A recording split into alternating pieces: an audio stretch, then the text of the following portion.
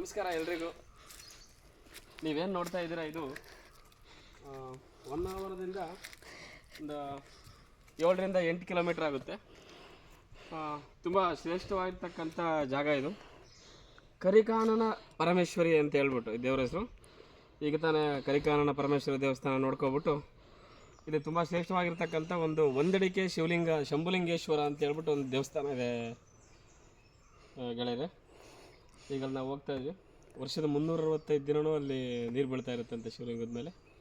ನೋಡೋಣ, ನನಗೂ ತುಂಬ ಕುತೂಹಲ ಇದೆ, ಮುಂದೆ ನೋಡೋಣ.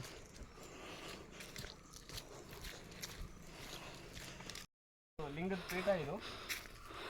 ಸುಮಾರು ಒಂದು 300 ಮೀಟ್ರ್ ಮುಂದೆ ಬಂದರೆ ಲಿಂಗದ ಪೀಠ ಸಿಗುತ್ತೆ ಗೆಳೆಯರೆ. ಇಲ್ಲಿಂದ ಮುಂದೆ ಹೋದರೆ ಒಂದಡಿಕೆ ಶಂಭುಲಿಂಗೇಶ್ವರ ದೇವಸ್ಥಾನ. ಬನ್ನಿ ನೋಡೋಣ ಗೆಳೆಯರೆ. ನೀವೇನು ನೋಡ್ತಾ ಇದ್ದೀರಾ, ಇದೇ ಒಂದಡಿಕೆ ಶಂಭುಲಿಂಗೇಶ್ವರ ಅಂತ ಹೇಳ್ಬಿಟ್ಟು. ಸುಮಾರು ಕರಿಕಾನನ ಪರಮೇಶ್ವರಿ ದೇವಸ್ಥಾನದಿಂದ ಸುಮಾರು ಒಂದು 10-15 ನಿಮಿಷ ನೀವು ದಟ್ಟಡವೆಯಲ್ಲಿ ನಡ್ಕೊತಾ ಬಂದರೆ ಇಲ್ಲೇನು ಕಾಣ್ತಾ ಇದೆ, ಒಂದಡಿಕೆ ಶಂಭುಲಿಂಗೇಶ್ವರ ದೇವಸ್ಥಾನ. ನಾವು ಸಹ ತುಂಬ ಕುತೂಹಲದಿಂದ ಬಂದಿದ್ದೀವಿ ಗೆಳೆಯರೆ. ನೋಡೋಣ ಬನ್ನಿ. ಇಲ್ಲಿ ತೋರಿಸಿದೆ, ಇಲ್ಲಿ ಬಂದ್ಬಿಟ್ಟು